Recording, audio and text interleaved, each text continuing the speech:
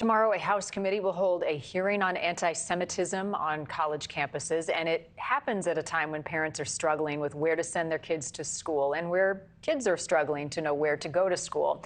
We've seen student protests over the Israel war with Hamas reach a boiling point on a number of campuses, and communities seem to be growing even more divided. Joining me now is Claudia Granville. She is a mother of Jewish high school seniors in Massachusetts. Her twins scrapped their applications to 2 colleges recently, given what's going on. Claudia, thanks for being with us. I know you just saw that report. 400% anti-Semitism threats are up across the country.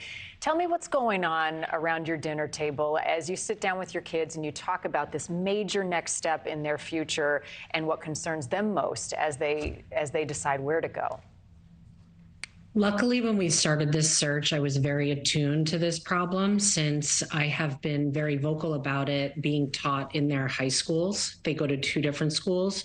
So when we began our search, we were focused on colleges that did not have a more progressive bent, and we researched that pretty heavily. 2 of the schools that they were submitting applications to came out with less than stellar statements post the October 7th Hamas attack. So we scrapped those 2 applications. But what I'm finding is that friends or, peers who have kids going through the same process at the same time, they're just waking up to this. Jewish, non-Jewish Americans waking up to this. So the conversation that we have at the dinner table is, we knew this. We sensed it. We were prepared for it, but what we are witnessing is that a lot of other people are waking up to it. Right, which is important, and I think many take for granted, right, when you're applying for college, the things that you're going through to check off on your list. For Jewish students, this is a major, major concern. What are the 2 schools that were on the list that then made statements that had you changing your mind? Well, for their privacy, my kids' privacy, I'd rather not say, but they were a surprise to us because they are 2 campuses that have a pretty large Jewish population. Understood, and I appreciate that.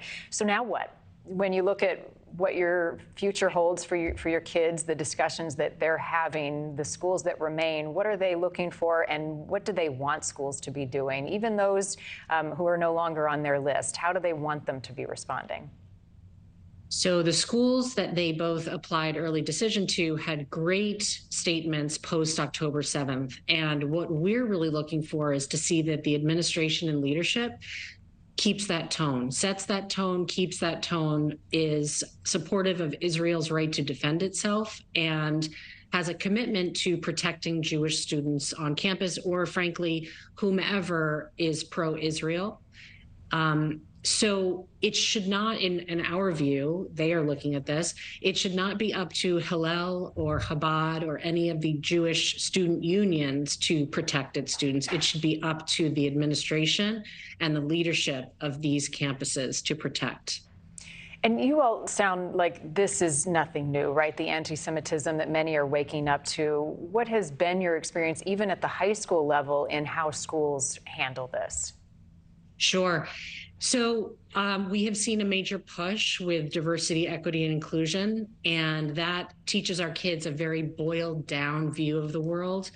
So I have always said that DEI has an anti-Semitism problem because it marginalizes Jews, it marginalizes people who are pro-Israel, and puts them in the bucket of oppressors. So I have seen this in the high school level. I'm also very aware that it's in the middle school and even in the younger grades. So it is being taught, it is infused into the curriculum, and it is very troubling. I think that we are seeing the evidence of that, the harm of it, on these college campuses right now. And what do your twins feel is their role as they take this next step into their lives to change what we've seen happen? That's a really good question. They both feel very proud of who they are, their identity.